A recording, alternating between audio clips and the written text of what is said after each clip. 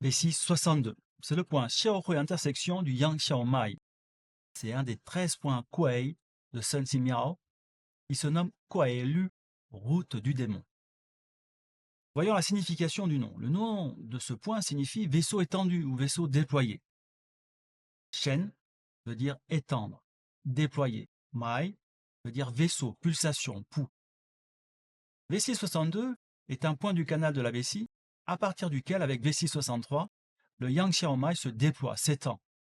Cette interprétation est confirmée par le fait qu'un nom secondaire de ce point est Yang Xiao, l'abréviation de Yin Xiaomai.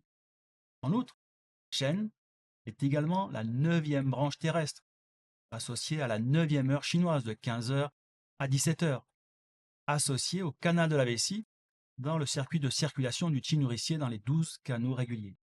Ainsi, il est fait allusion ici que le vaisseau Yang Xiaomai se déploie à partir du canal de la vessie. Encore une fois, on peut constater que les Chinois utilisèrent leur langue pour exprimer certaines choses de manière subtile. Les textes anciens de la médecine chinoise pratiquent souvent le sous-entendu, l'allusion, l'ellipse. On le constate une fois de plus dans le nom de ce point. Voyons la localisation du point. Le point est situé sur le bord externe du pied, à 0,5 sun, sous le sommet de la malléole externe, entre les tendons des péronniers latéraux. Je voudrais vous rappeler un concept majeur concernant la localisation des points d'acupuncture. L'unité de mesure se nomme le tsun. Sa particularité, c'est qu'il est proportionnel, c'est-à-dire qu'il dépend de l'anatomie du patient. La tradition a codifié le nombre de tsun d'un certain nombre de repères anatomiques afin de faciliter la localisation des points. Par exemple, la tradition affirme qu'entre le pli du coude et le pli du poignet, il y a 12 tsun. Or, entre l'avant-bras d'un enfant et celui d'un adulte qui mesure 1,80 m, il y a une énorme différence. Et pourtant, chez ces deux individus, on considère qu'entre le pli du coude et celui du poignet, il y a de la même manière 12 tsun. Vous avez compris, ce sont des tsun proportionnels. La poncture du point que vous allez voir dans cette démonstration est faite sans technique de tonification ou de dispersion.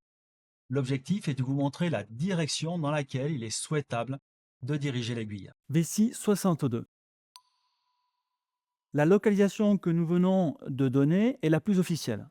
Cependant, dans la formation supérieure à l'acupuncture, on considère que les points sont dans des creux, des dépressions, des espaces, des failles. Or, avec cette localisation officielle, on tombe rapidement sur de l'os et parfois même les tendons des péronniers latéraux, qui sont parfois collés, serrés, ce qui rend difficile la localisation, le repérage et la poncture de ce point. Selon le docteur Wang Chuyi, qui m'a beaucoup influencé, et selon certains courants de l'acupuncture japonaise, ce point est situé à l'aplomb de la malléole externe, mais beaucoup plus bas, juste sous le bord du pied. Comment on le localise? C'est très simple. Grâce à la palpation, vous mettez un doigt sur la malléole externe et vous allez descendre. Alors, tout départ, vous allez ressentir du dur, c'est vraiment dur, c'est de l'os.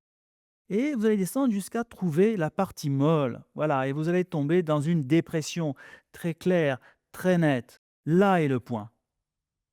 À partir du moment où vous avez trouvé cette dépression à l'aplomb de la malléole externe, vous allez essayer d'ouvrir le point, d'écarter le muscle de l'os pour ouvrir, préparer le point. Vous savez que ce type de préparation permet une insertion plus facile pour vous et également une insertion plus agréable pour le patient. Voici comment on poncture ce point. Vous l'avez bien localisé, vous avez bien préparé le point. On le poncture d'une manière perpendiculaire, tout simplement. Et ça rentre très facilement.